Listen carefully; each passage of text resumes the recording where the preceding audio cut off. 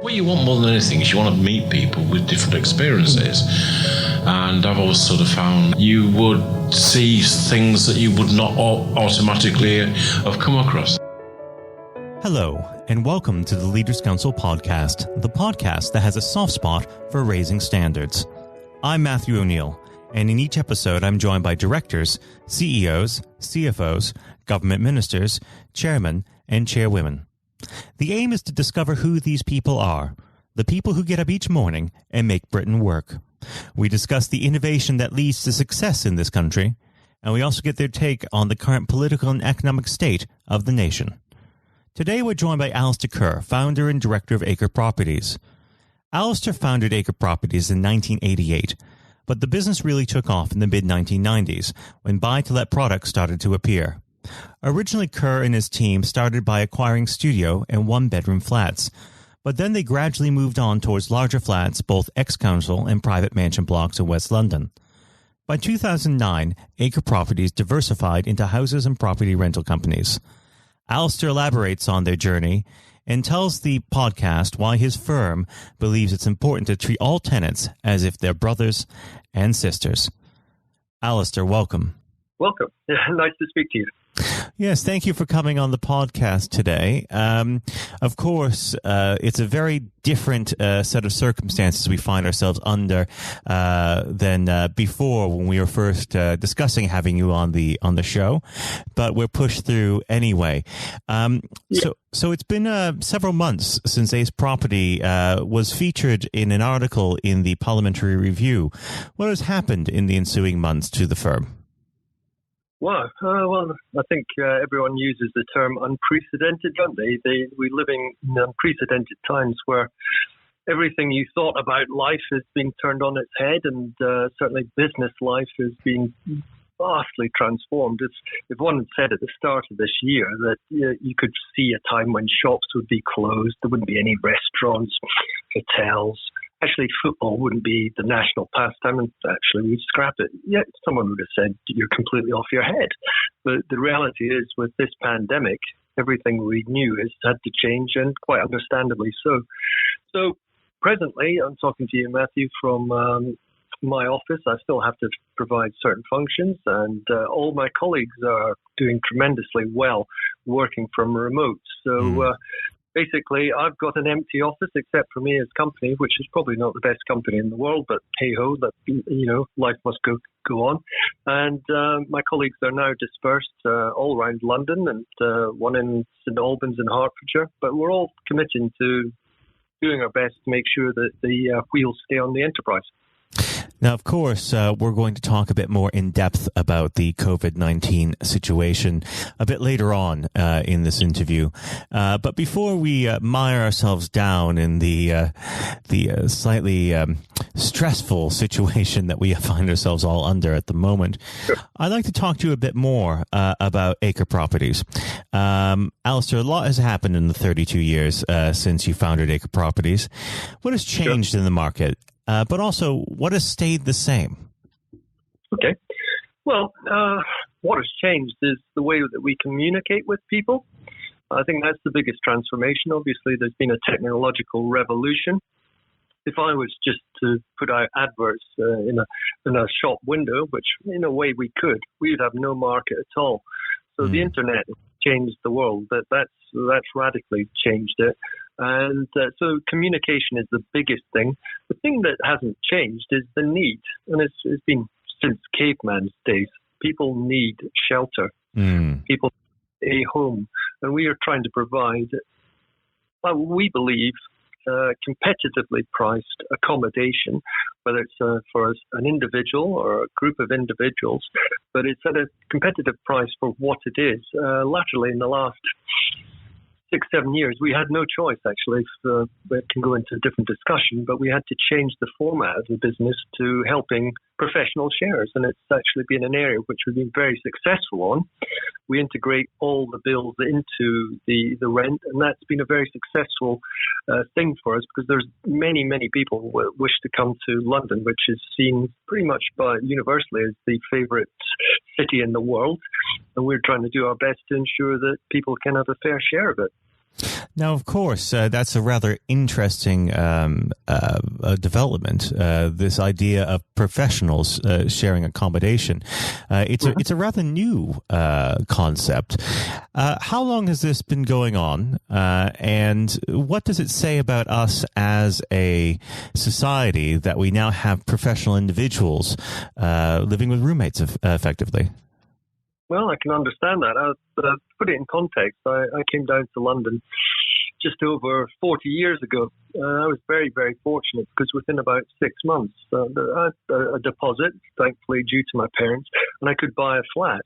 But if we come forward the 40 years, I would have now to, probably with a mortgage, I think the same type of job when I started in a bank, would have meant that I'd be short of about £500,000 or beyond the mortgage to acquire the same property. So things have moved on tremendously. So it's very, very difficult for anyone to afford a place in early years. When you're starting out, you're getting your first job, your second job, and you need some sort of assistance. So where can you go? Can you afford a one-bedroom flat or a studio? Probably not. It's, this may be costing you £1,000, give or take.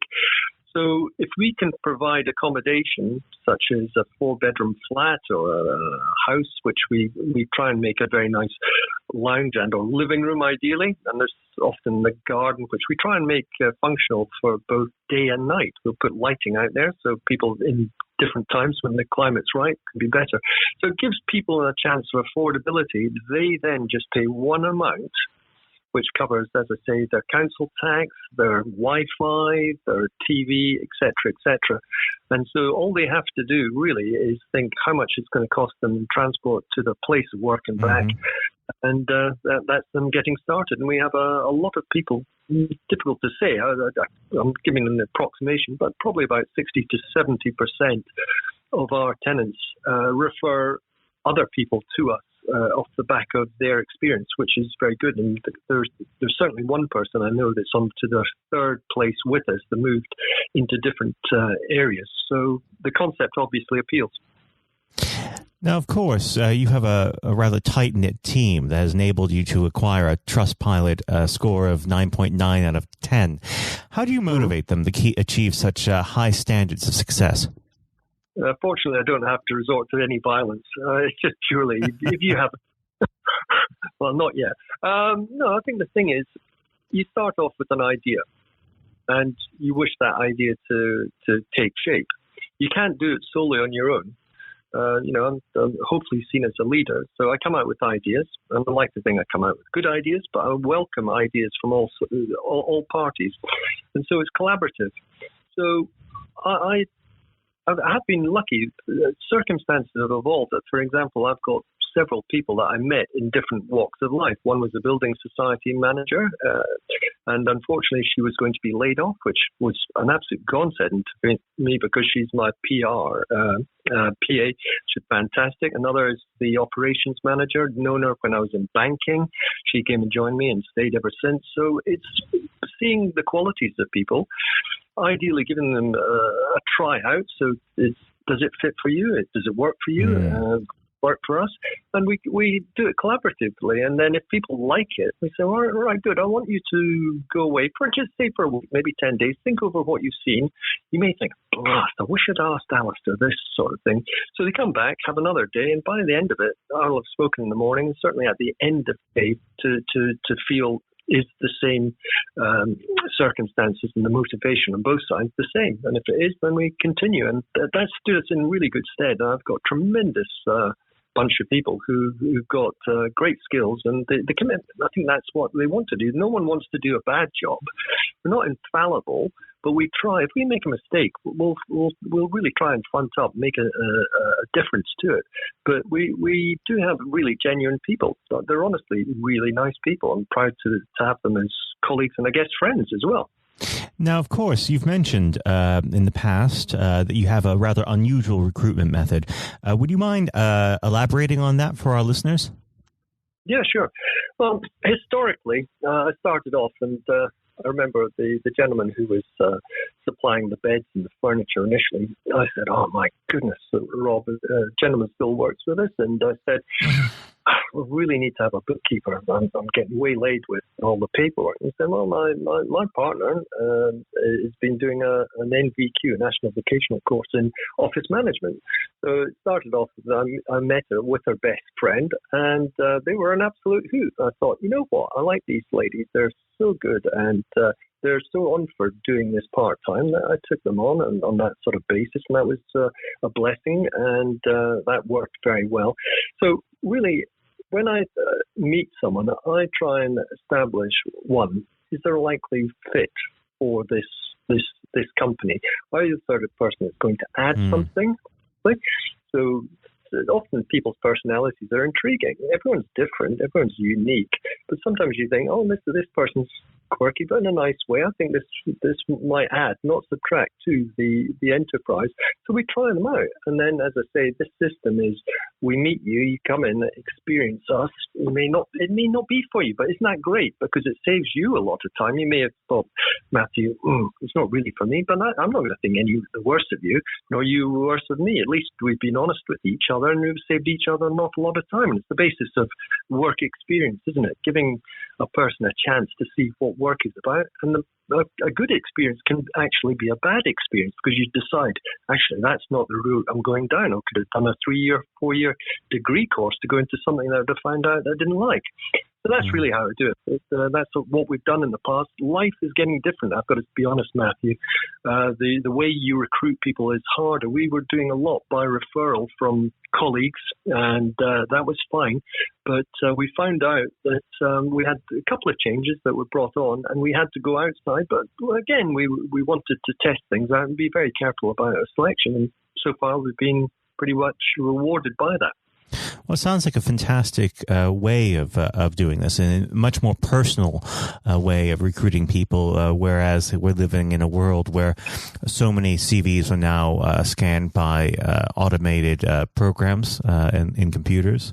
Having such a human approach is a rather nice change. Now, of course, our whole society has seen a huge shift in our daily lives over the past few weeks due to COVID-19. We touched on it a bit earlier, but how has this affected your business, aside from your staff working from home? And how are you adapting to meet this challenge? Yeah, no, it's a fair comment. Unprecedented times. We did something which probably worked out to our advantage. There's a British Standards Institute, and they have a certification for offices, enterprises. It's called an ISO 9001. It's called, this is for service quality. And I thought, it's very nice. Self-congratulatory stuff is all good, but it doesn't count for anything in my view. But I thought, wouldn't it be good if we had an independent assessment? So I said to the ops manager, I think we should try and go for this. I think it's good for morale and also for self-worth if we were to do this. See ourselves as hopefully a really good standard. And the good thing about it was, Matthew, that it enabled us to look at each job, the tasks within the job, and write them up and add in or subtract out. And so we were able to get a very good hold on the jobs. And that made a big, big difference. We subsequently got the award, and that we kept having. There were 3 different people that came in. The last person, I said, well, you seem to be very, very positive about our company. I mean, generally, how have we done relative to others? And it turned out these people were in the top 15 out of the 1900 that had ever got it. So I have to say, I take very little responsibility for it. I was largely out of this. I was the only one that initiated it, but that's how good my colleagues have been and dedicating themselves to the task. So I think it allowed us to be better prepared for an emergency, because there was a contingency, catastrophe option. What would you do if this happened? What would you do with that? And we had a couple of minor occasions where I have to think of that. But we had 2 colleagues who were already able to work from remote.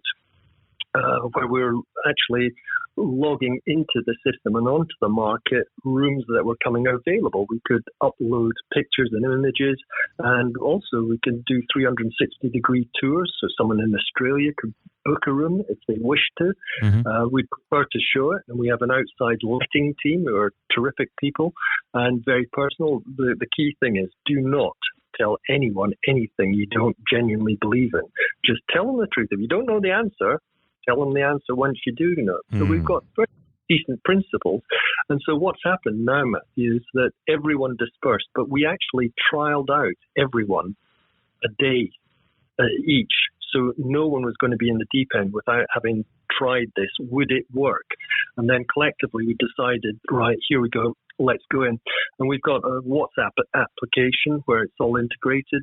Everyone signs in the morning. There's lots of nice hellos, good mornings, and there's some very good icons and the occasional little, video clip, which is humor. So there's a banter aspect, but it's a good human involvement, a human dynamic.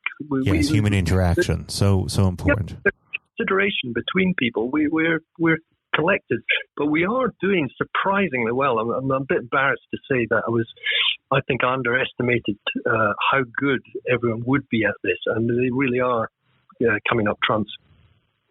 Now, of course, there are some aspects of this situation that you are unable to control or plan for. The government has instituted effectively a ban on moving house at the moment. How are you coping with this and with the resulting effects of this decision, not only on your industry, but also on your tenants? Well, the good thing is the government has put directives out, but in a way we've been ahead of them in certain things. We've said, look, the basic thing is if someone was going to be laid off, there's not a lot we can do, but we can first of all be sympathetic. First of all, we're sorry to hear this. Now, if we can help, that's what we'll try and do. But please, ideally, show us that this is the case. It's with some documentation to prove, because some people are very substantially well off, whether by deposits or family involvement, etc. So we're really saying we're trusting you to tell us the information is correct, so that if we are going to assist, then we can do it from a sensible perspective. So we are fielding calls, and we're trying to be sympathetic and be of assistance. There's also that part in the government legislation, or the guidance notes, we should say, which says that lenders have also got to help. Because if you think about it, you start with the individual, he or she loses their job. That's catastrophic. And there's about 1 million people that within the space of a month, they were on the receiving end. People that work in shops, restaurants, pubs, etc., whatever, they've been told, sorry, don't come back in. So that will obviously affect the UK industries and the people that are especially lending to them. So I'm a landlord. They may have difficulties paying the rent. That obviously would affect back into the lender that helps Acre continue. But we've been assured not only by a broker, but a couple of banks that they will help. We're not having to resort to that just yet, but I suspect we will have to have a collaborative approach with them at some stage, because I think we're quite significant with each lender, and we've got an excellent track record. We wish that to continue. But if it's a question of deferring the position for 3-4 months, then hopefully everyone benefits from that and we all survive. It just means, okay, we'll have a bit of a break, but we'll get there in the long run. And I think that's the best ploy for all businesses just now. Make sure that people can survive first. I'd rather a tenant being able to pay for his or her food than, strangely enough, paying for the rent, which is more important. Life or where you live, and make sure you live first. But if we do this deferment, then I think everyone wins. Now, do you believe that COVID-19 is going to have a long-term effect on the property sector? Well, an interesting one, Matthew. You probably, in the article, it's curious, I've come up with certain things. One or two people said, you've come up with one or two eerie things, Alastair, in your document in September. You talk about first-time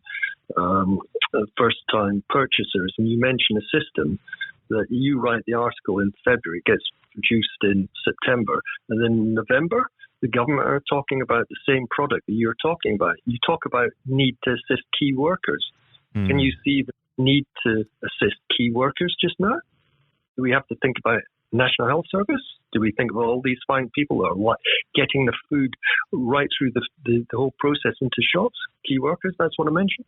I mentioned also clearly in the document that people are one paycheck away from homelessness.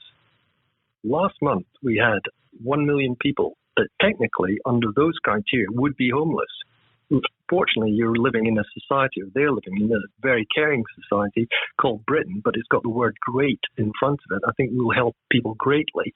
But the other thing I mentioned in it, this is curious. I said the National Health Service, a person would be a little bit off the beaten track if they suggested we need less beds in the NHS. I'll point out to you that there's a staggering need for NHS beds. But why I said that is that sadly the government took a view that they wanted less homes to be provided into the market when the population will be expanding. And by 2027, we may have an extra 3.5 billion people. That's 3.5 with the zeros behind it, million people in the economy.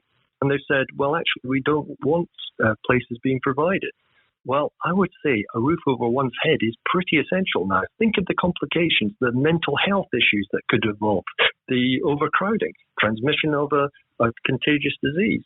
So I'm thinking that really one thing that would help, Matthew, and hopefully the people that are listening would say, as soon as you mention the word landlord, there's a Dickensian feel to it. Sure, there's good, bad, and indifferent in all walks of life, have no doubt.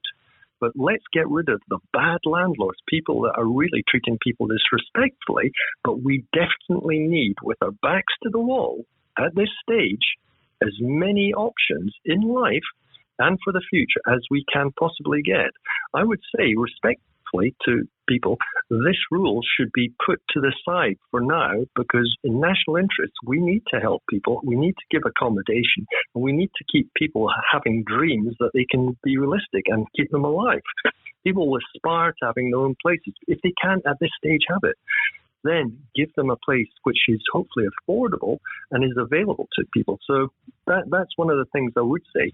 So the COVID virus will change people's understanding of what freedom is and how jobs and life will be for the years ahead. Everyone will have a different viewpoint.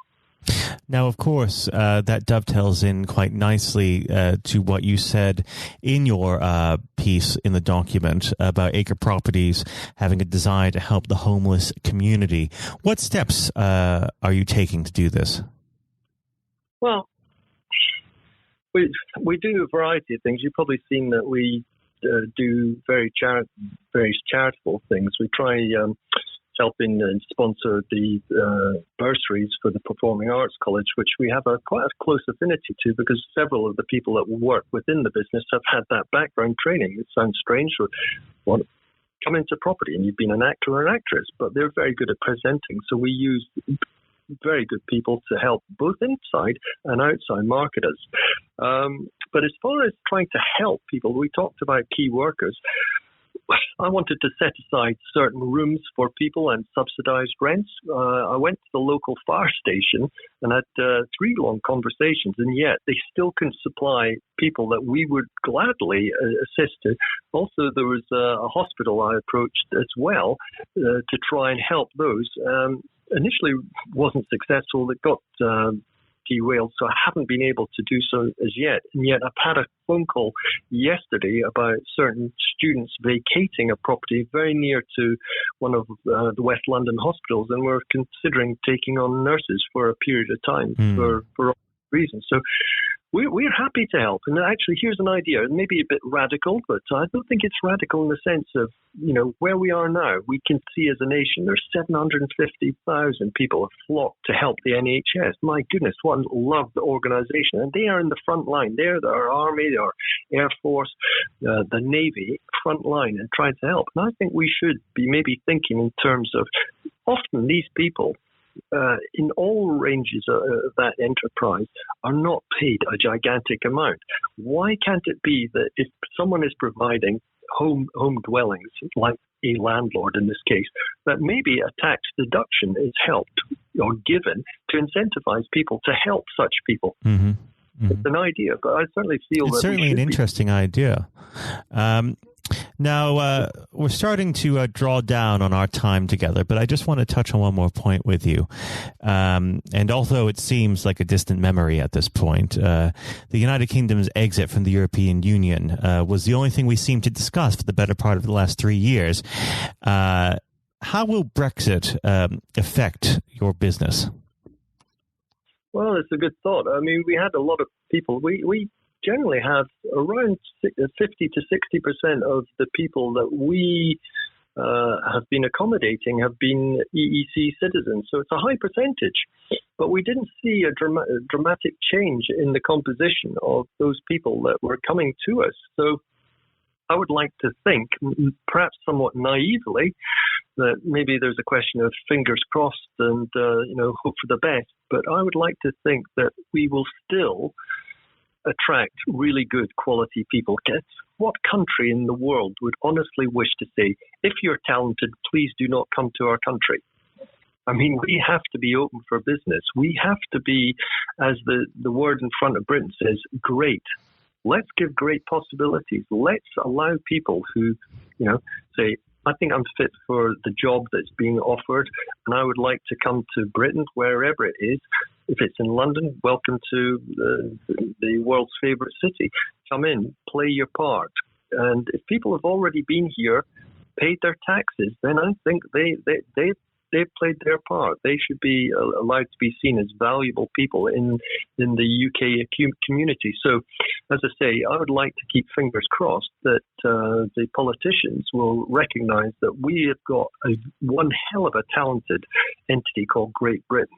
Let's keep it that way, and if need be, and hopefully will be, that we'll add further talent to it from wherever it shall come from. Well, Alastair, it's been a pleasure talking with you today, and we'll have to have you back on the program at some point when things have calmed down a bit out there.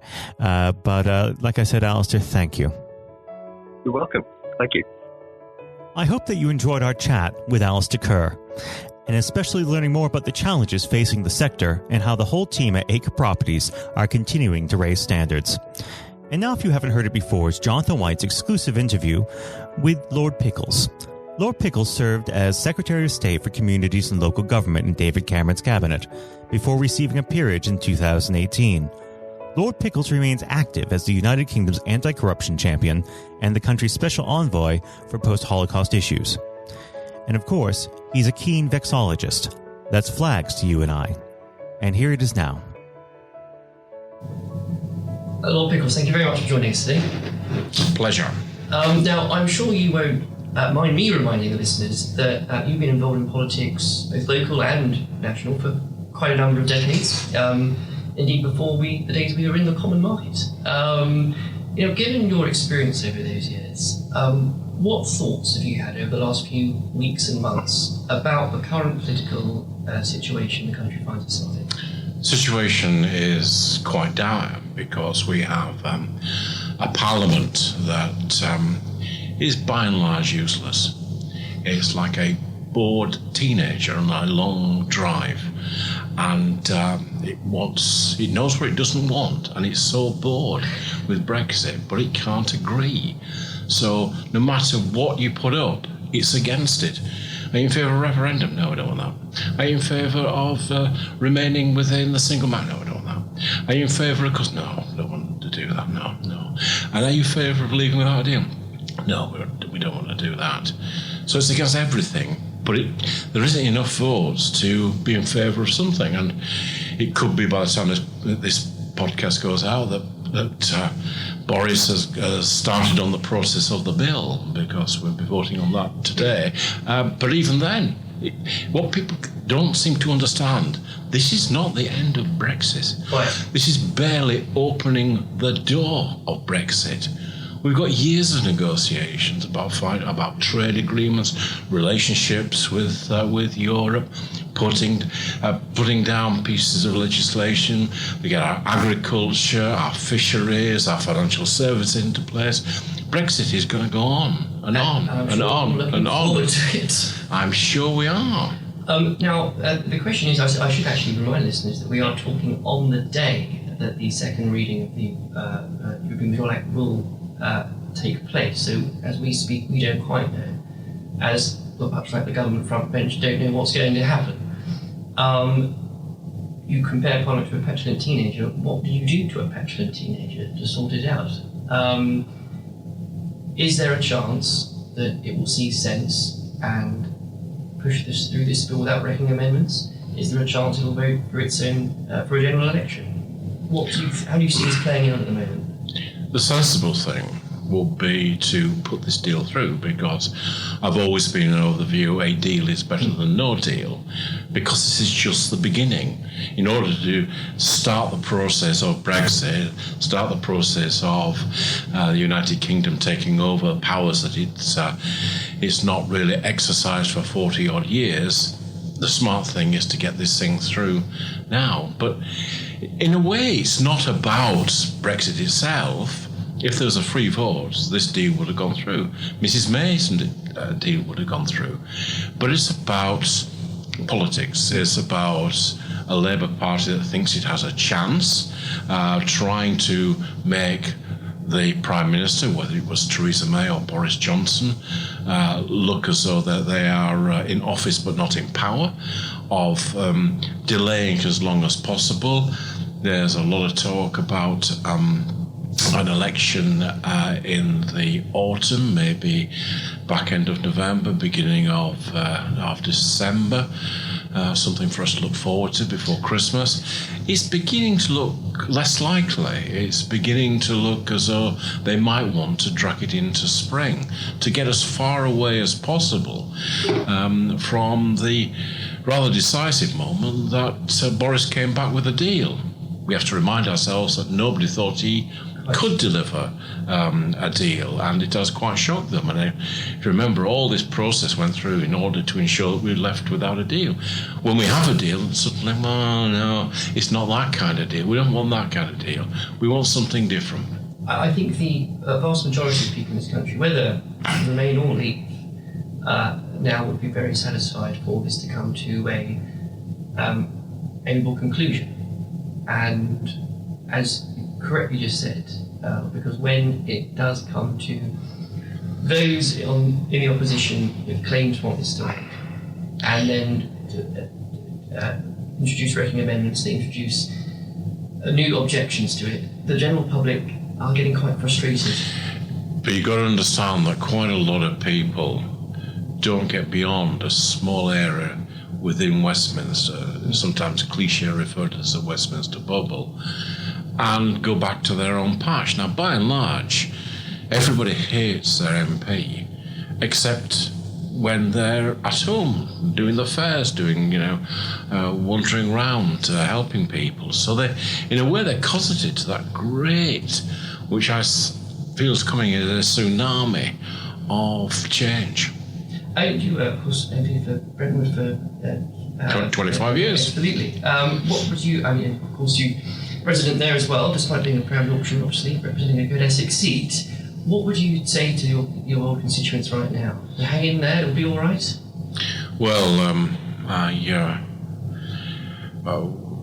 it's different when you're a member of Parliament, because you've got to kind of toe the government line a little bit. So one thing I found now is I've got my weekend back and I say what I want, and I think I always say to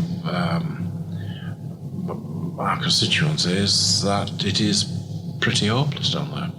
Excellent. Well, on that, I think, honest assessment, it's something I think the Parliamentary Review has always done quite well, talking frankly about problems, issues, and also not just good practice, but leadership. Well, I was used to read it when I was a member of Parliament, because, what you want more than anything is you want to meet people with different experiences, and I've always sort of found it quite a kind of a chatty magazine, but also you would see things that you would not automatically have come across, and sort of attended the receptions over the year, and it's amazing the things you kind of pick up. And I think it's important to stress it's not because politicians aren't interested, because honestly, as you'll know more than anyone, it's an issue of time.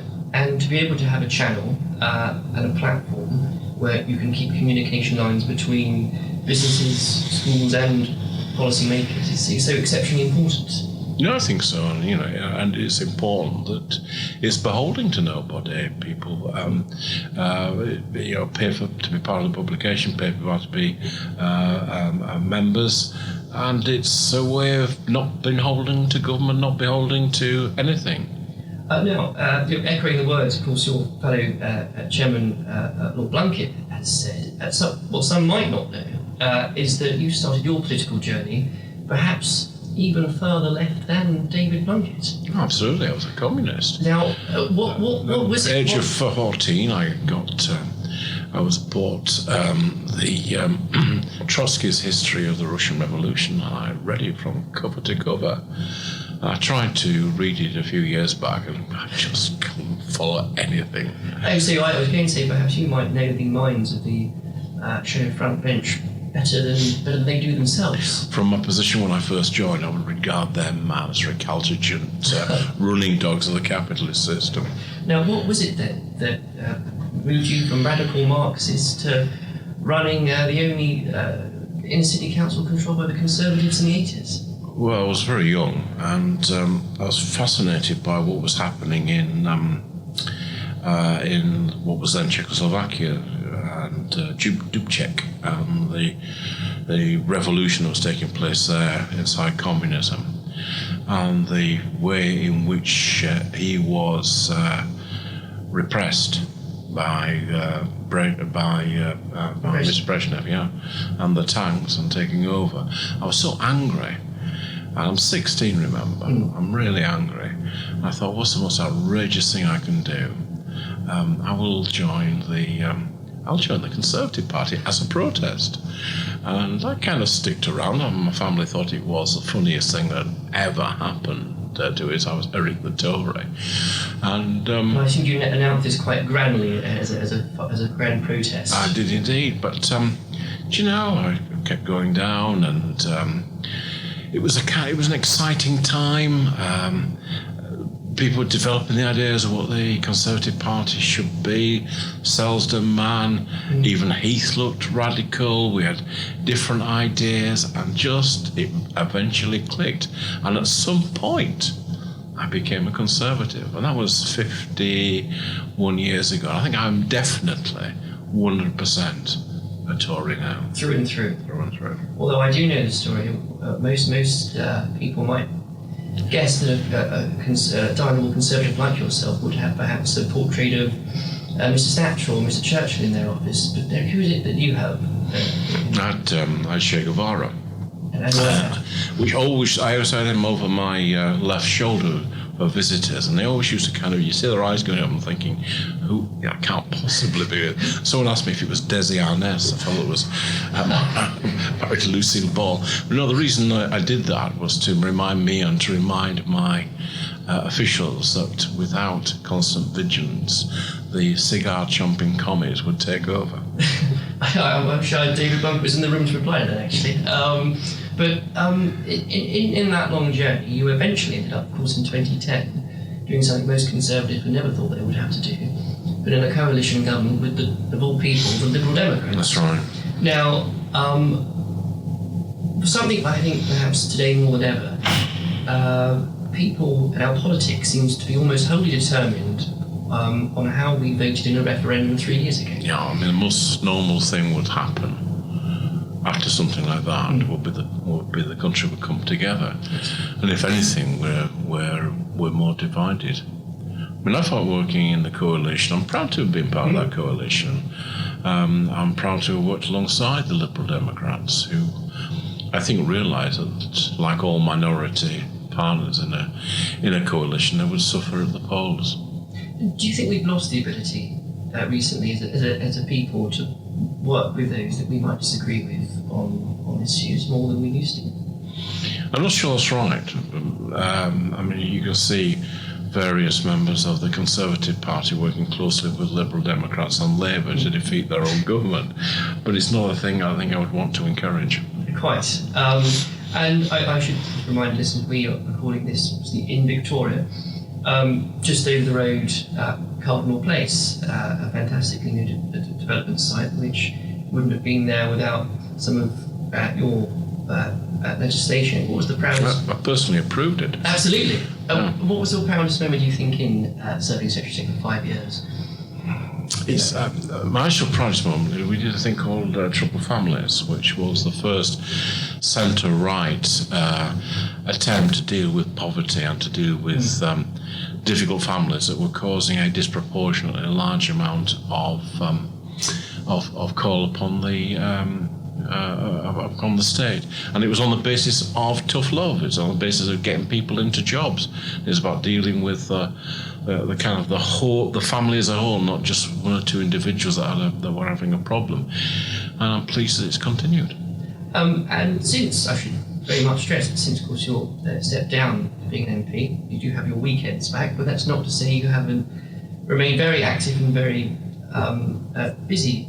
Of course, continues the government's anti-corruption champion, shone the harsh light of day over malpractice in the local government. Indeed, the Queen's speech we've just had includes some of your recommendations from 2016. I think a couple of things on that. First of all, are you surprised, I may imagine you may not be, at some of the backlash towards, in this country, introducing voter ID for voting? It is absurd, and it's particularly absurd coming from the Labour Party, because it was largely Labour's vulnerability that got my interest in trying to do something about it. And it's a bit like saying, you're requiring people to show some ID, that this is suppressing voting. It's a bit like saying the post office is suppressing parcels because they demand to see some ID.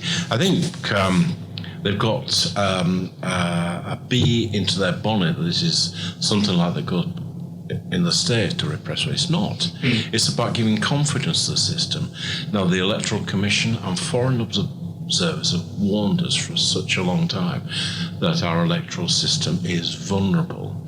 And it's to misquote John Major, we are really sort of old maids cycling to evensong and Warburn. Yeah, I mean, it's such a basic thing. It's an important thing. And it was kind of interesting in some of the trials. They did a focus group with a bunch of young Asian girls. And they said they thought the process of a photo ID would actually give them a greater confidence in the fairness of the system.